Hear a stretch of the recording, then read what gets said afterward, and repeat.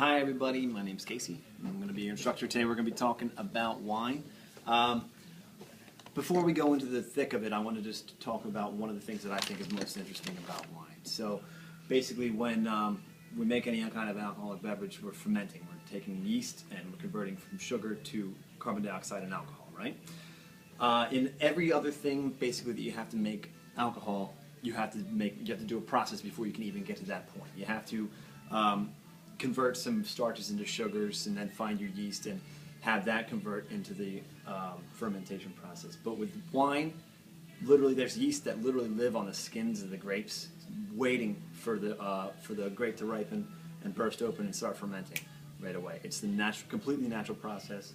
If you just put some grapes in a bowl and let them sit for long enough, they'll become wine without you having to do anything at all. It's the only drink that I can think of that does that, because it has the natural sugars already in it.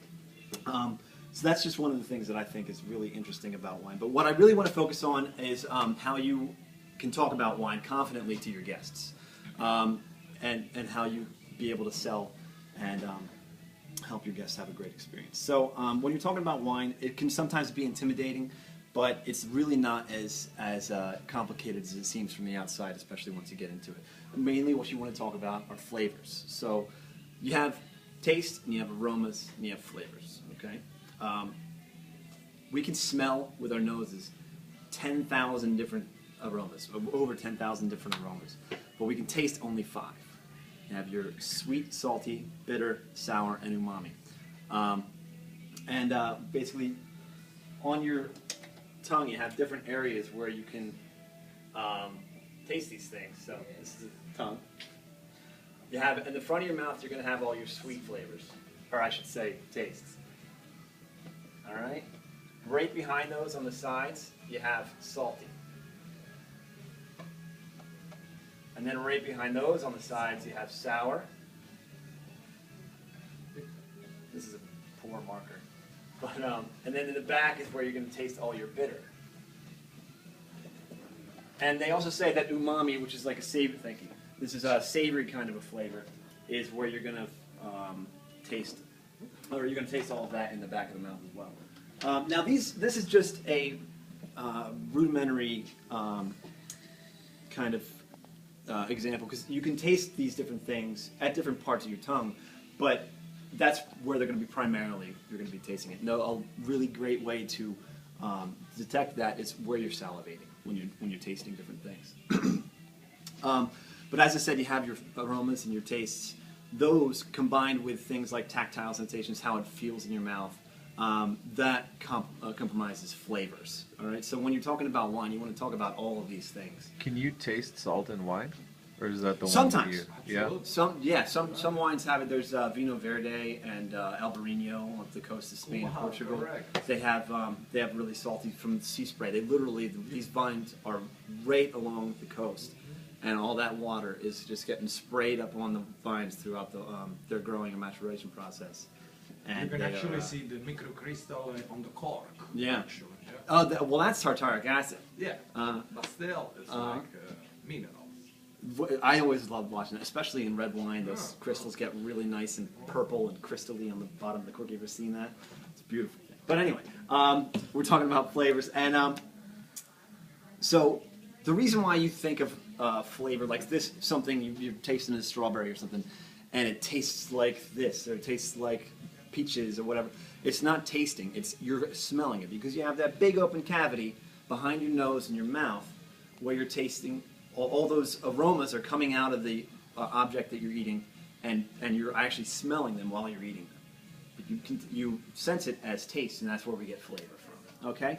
But we're going to focus a bit here on the different components of wine when you're tasting them. So you have about 5 different components. You have fruit, acidity, tannin, acid, and sweetness. Okay? So you can think of it as fruit, acidity, tannin, alcohol, and sweetness.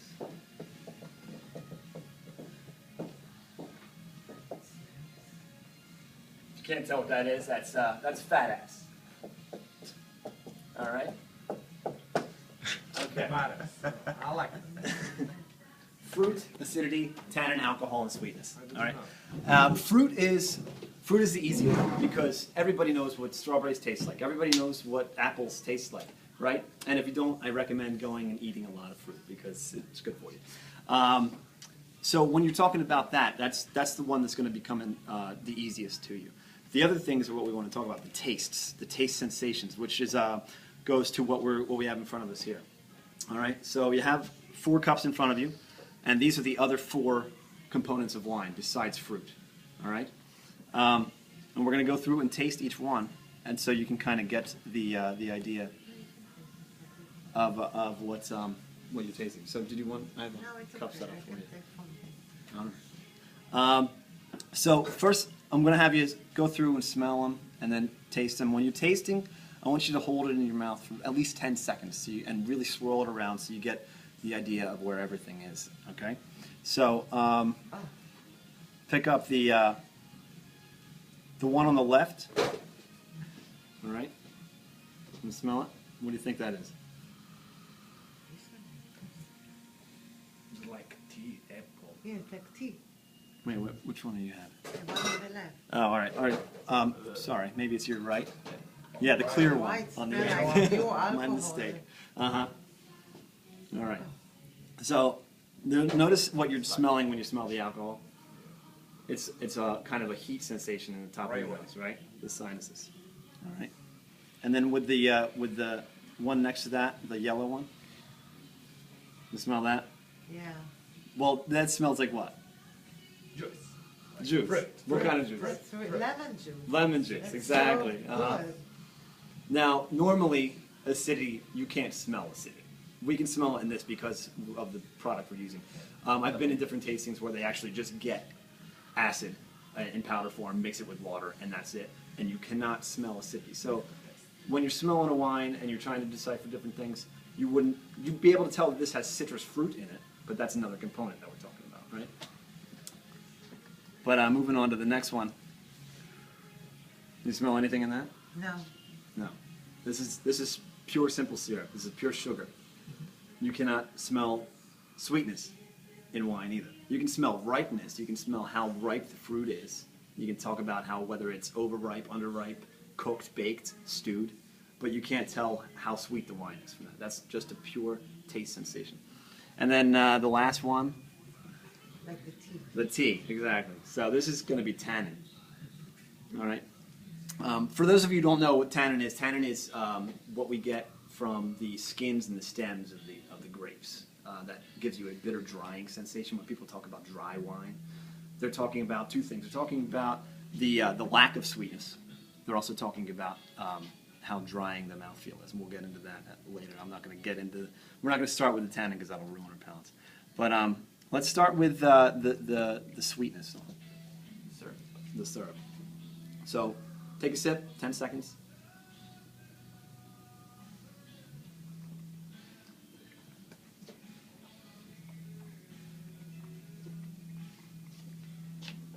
Sweet. Now think about where your mouth is reacting. Where are you salivating? On the The tip of your tongue, right? Also on the sides a little bit. On the sides a little bit too. Yeah, like I said, like the tongue map is a good guide. But yeah, you can different people taste differently in different spots. So it's a very, very subjective process. But generally, when you start to salivate a lot on the tip of your tongue, you're going to be detecting sweetness. You're going to be able to tell it's sweet from other areas too, because obviously. What else about this too? What about the mouthfeel? It's warm.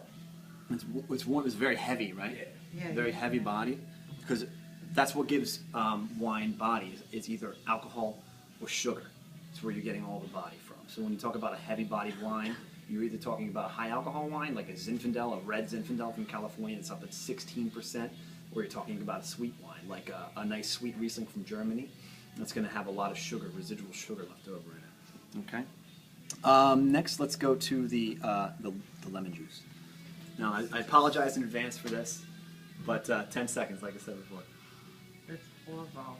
Mm-hmm. Can we blend them? Yeah.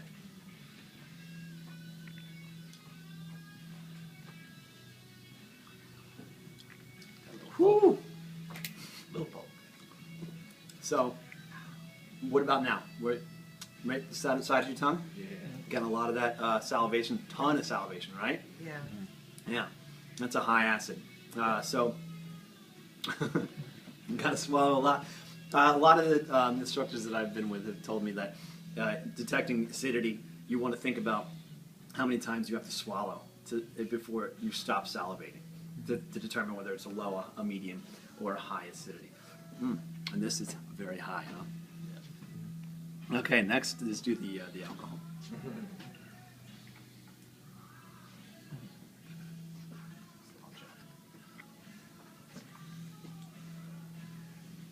Thanks God was good vodka.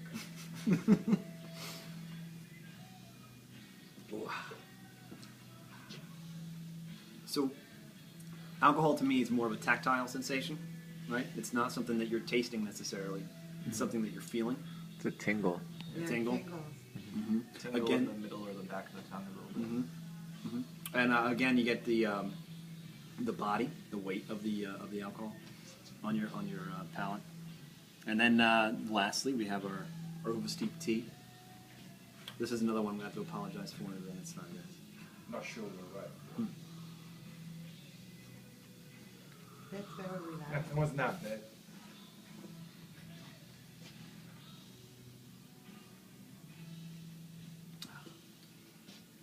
There's cinnamon in it. Probably. It was this is the Earl Grey English breakfast blend, and a little green tea. But this is not quite as oversteeped as it seemed last night when I made it. But you get a lot of like drying sensation around. Astringent. Yeah, astringent. Uh-huh. Astringent. Yeah.